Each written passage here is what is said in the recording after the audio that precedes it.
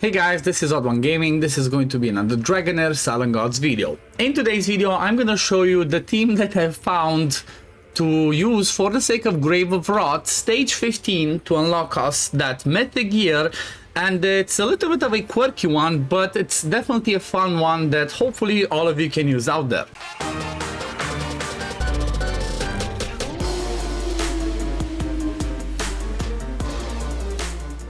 So I have been battling this stage a little bit because it's a bit quirky, especially because of the way that the boss does the skills. Specifically, I want to talk about this one, which I'm not sure if it's bugged or if it's working as intended. But if we look at the stage 15, I think this only changes from stage 15 or higher. It says that like this. So the boss gains 1 stack of corruption for each type of debuff the monster possesses. The monster's basic attack have a 50% chance of inflicting poison. It's fine, but then this one. The monster is always in a state of attack penalty 2, cannot be dispelled. So the boss pretty much has this permanently on itself from the beginning of the fight till the end, which kind of means that I don't think you can stack another attack penalty 2. I don't think it counts. Like I've tested a little bit, it doesn't look like it helps, so pretty much I just ignore the attack penalty 2. However, this passive paired with this one over here that says selects a random target dealing poison damage centered on them and transferring up to 2 of the monster's debuffs. Selects 1 extra target for each stack of corruption on the monster. So the quirky thing is, the boss transfers this one, transfers the permanent attack penalty on you, which can be a little bit tricky, because obviously if he goes on your main damage dealer, it's gonna be difficult to do that right amount of damage. So the team that I'm using is Garius as the main tank that takes the hits and brings some healing. Then I'm using Catherine as my healer and debuff immunity champ. Then I'm actually using Felicity. The reason Felicity is so good, and she's honestly the #1 at this in the game right now, is she's gonna be my Witch's Remains person because she does like what, 8 hits? No, 5 hits. But then she also has a chance to land some extra defense penalty. So this defense penalty stacks with the Witch's Remains. So she's the one that can do the highest level of defense penalty in the game that can help your damage output. So that's why Felicity is in this team. And then for my damage dealers, I'm using Lorenthil and Filto. Now for the damage dealers, you want to use whoever are your best 2 damage dealers in these 2 spots, and maybe same thing for Felicity, whoever's your best damage dealer that also brings a multi-hit on the ultimate so that they can be the defense penalty champ. Now the reason why she's also so good at doing this is because of her passive, right? Gains 3% ultimate energy when battle skill and ultimate skill trigger critical hit, which means that even if you don't have 55 skill haste, which is what you require to get her on the 18-second rotation, right, which is this one over here, right, the whole rotation of the boss, she still manages to get there by having crits, right? So if you can build her with crit, that's gonna help. And then at the same time, my, having Filto and Lorenthil are really powerful again, because again, even if you don't have the 55 skill haste, which is again what you need to get your ultimates if they're on 20 normal to be 18.5, Lorenthil kind of helps with that because it says this: once the hero's ultimate fully recharges, gains 1 stack of rally. But then there's also this one over here that says that when allies consume rally through ultimate skills within the domain, which is the full map, recharges their ultimate energy by 25%. So this allows you to kind of rotate that fast enough. So ideally you want to try and use maybe something with Lorenthil, or if not, just use your best damage dealers that hopefully can come back to an 18-second cooldown. Now let's do the run to see how it goes, and after that, I'm gonna be showing you the presets, the builds, and all of that. It is a bit quirky and it's a bit tricky. Like, depends how the boss does the first hit. Okay, the first hit, you see hit in the front, so we should be good for the fight because now I don't have attack down on my my Filto, so he should be doing enough damage to make everything else go. From this point on, there shouldn't be any worry because I set my, my Catherine, my debuff immunity champion, to go at the right time so that I can block the first and the second one. This is the second one that you really want to block because you don't want if the boss throws that extra if the boss throws that extra hit, you don't want that to land on your main damage dealer so that you get that permanent attack down, because that's going to be painful, because again, you cannot dispel it, right? That's the biggest problem of that. You cannot dispel it. It obviously lowers your damage, and if you don't do enough damage, you cannot free your champion that is devoured, which in my case is Garius, and that makes it be a big problem, right? Because in order to free them right now, what you need to do is you need to do 10% of the boss's max HP. If you don't do 10% damage, you're not going to free the person, and what the boss is going to do, he's going to devour another person, and then it goes up again to that 10% that you need to devour again.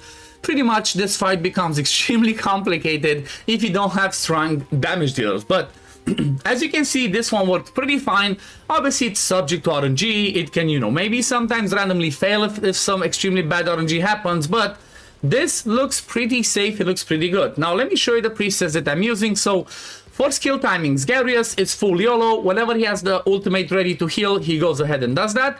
Catherine, I put her to do the first ultimate at 24 and then every 18 seconds. The reason why it's the 24 is because full rotation is 18 plus another 6 before the first AoE that does poisons and reduces the recharge speed penalty. That's 24.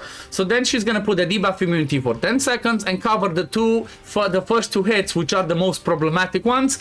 And then you're good to go. Obviously, she also heals when she does that. Then Filto, I made him go at 19.5 with the ultimate, so pretty much after we have the person be devoured, so he can do the biggest burst at that time. Then Laurent will go before that at 18.5 to, you know, put that domain up, so it also gives crit rate up.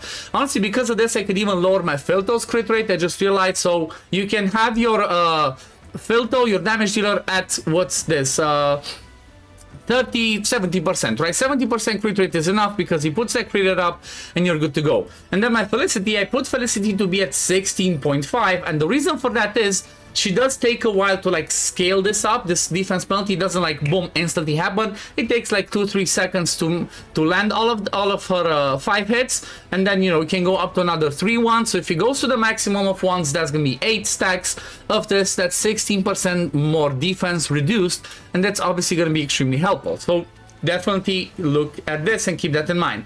Now let's go and have a look at the builds that I have on the people, and I guess let's start with Filto. So for talents, you're gonna see that these are my talents. So this is Filto. Then Laurentiel, I don't even have max talents. I still need to improve this. Is gonna help. Then my Felicity is over here. I still need to see which one I'm gonna choose. Maybe for her I have to look like whichever is going to be the best for her doing that ultimate, getting more dice rolls, and getting herself to, you know, be able to land as many of the defense penalties.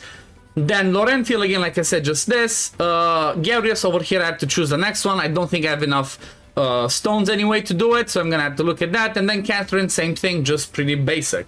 Now let's look at the skill up. So if you look at the skill ups, everybody is going to be fully skilled up, right? Everybody fully skilled up because you kind of need that. Then if we go and look at the builds, Catherine's gonna be like this, mostly enlightenment, right? And then trying to get a skill haste to 55. The easiest way to do it is by using the Rift Hourglass, right? I just gave her Rift Hourglass. This gives you 90 skill haste. You don't care about getting skill haste anywhere else. I even put her in a what's it called? 3 years. The Brotherhood Spirit gives your team more damage every time she does the ultimate for 10 seconds, 15% more damage. It can help, right? It's not perfectly timed with the nukes, but you know what? I saw that this worked better for me than actually using the ultimate to be just as somebody gets devoured. You do the nuke, but then you're not covered by the second AoE that the boss does, and like I said, you can get your main damage dealer to get attack down, so that's gonna be a problem. But this is pretty much Catherine. Then if you go over to Laurentiel, I pretty much focus to give him as much attack as I possibly can. And then I paired that with a Dawn Organ Pipe so that he can keep insanely boosting the damage of Filto, because what this one does is the more attack you have, the more you're going to give your allies. Ranged heroes in the team gain 9% of the wearer's attack. So pretty much he has, what, 4.5k? He's going to get around 400 more attack. He's going to give that to Catherine. He's going to give that to Felicity and to Filto, which is going to mean a lot more damage. That's where you're going to see just, I went with attack percent, and then whatever gave me the most attack. With a little bit of skill haste, but again, you don't really need skill haste because his ultimate paired with proccing that ultimate, because this one kind of procs for him as well, right? It's like you have rally, you do the domain, but it still boosts his ultimate energy as well, so it works just fine. Over here again, more attack proficiency. It's not ideal, right? I'm missing a ton of stats, but it works for now. Next one, Felicity, like I mentioned, she's the Witch's Remains. I did give her skill haste just to be sure that she comes close to that 18-second recharge time paired with her passive. So she always does that defense penalty. And then again, she's gonna have attack percent, crit rate over here, then accuracy pretty much. You want to get to 240 accuracy for stage 15. And considering that I don't have my accuracy unlocked in the solvent, right, in the elemental affinities, I need to hit at 240. So that's what I did for her. Over here you can see again attack, and I got a nice triple roll of accuracy over here. In 3 days, when we have the what's it called, the ancient battlefield unlocked, we're going to be able to get negative runes with accuracy. Should make it easier to hit those stats, but if you want to do it before, this is the way to do it. Then Garius, obviously best artifact for him, Gatekeeper Staff, so he converts the excess heal into shields. Then as much defense as I could get him, which is going to be defense percent here, and then I kind of, you know, completed this set to give him, but still gave him some defense percent and flat defense. It's, you know, it worked, and this is just fine. And then the main event, the main damage dealer is going to be Filto, or as I like to call him, Filito Go Boom. He has a pretty decent bell, but it's not, you know, the best, like ideal. There's tons of improvement. I do have the Flute of the King on him. That's going to give him more crit rate, going to give him more damage with the ultimate, because that's the main thing that we care about. Then over here you can see this one's, I have an HP one. I would ideally like to have a crit damage, but obviously don't have a better one. I do have this, but it's like, you know, I lose crit damage because this one gave me double crit damage substat. It worked better, but ideally crit damage, crit rate, attack, substats, that's what you want to aim for. Then I have this chest plate, the Imperial Shadow Cloak, which you get after defeating Utior in the main story, which is pretty good, gives you attack and gives you crit rate. The other effects are not ideal because, well, nobody's gonna die, so you don't take bonus from this, but still, just getting the main attack percent and crit rate is gonna help. However, if you can complete a different set, that's what you're gonna do. So I personally went with this because this set I had the crit damage glove, and I went with like you know, the executioner set, which says that when the wearer's skill damage triggers a critical hit, the damage additionally increases by 16%. So obviously he's gonna crit with his ult. He's running at 81% crit rate, plus the 30 that Laurential gives from the ultimate by consuming rally gets him over 100%. So then I could afford to go with this. And you're gonna see this one was pretty juicy as well. Triple crit damage and a crit rate, and then this one quad attack percent. So honestly, he does have a decent build, but it's not crazy, right? It's 3k attack. This one can go so much higher. This one could be like 4, 5k, but you know what? It works for now. This is what I have. And, you know, it got the job done for me, and hopefully this is going to help you as well. Now, I've seen other people use Dauntless teams. They can work as well.